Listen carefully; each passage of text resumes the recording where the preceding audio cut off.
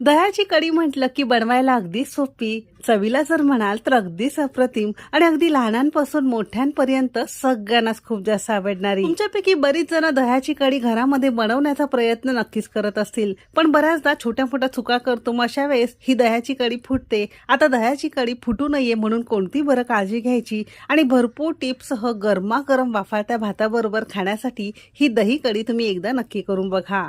चला तर मग वेळ न घालवता रेसिपीला सुरुवात करूया. दही कढी बनवण्यासाठी सगळ्यात महत्त्वाचं जी नसते म्हणजे इथे आपण दही घेतलेलं आहे.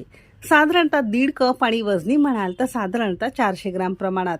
दह्याची कढी बनवण्यासाठी एक तर घरामध्ये तयार केलेलं दही तुम्ही वापरू शकता किंवा रेडीमेड वापरलं तरी सुद्धा चालू शकेल. फक्त दही कढी बनवण्यासाठी हलकंसं आंबट आपल्याला इथे दही घ्यायचं आहे, म्हणजे कढी थोडीशी चटपटीत आणि हलकीशी आंबट छान तयार होते. इथे आपण साधारणतः 1-2 चमचे आपण इथे डाळीचं पीठ घेतलेलं आहे किंवा ज्याला आपण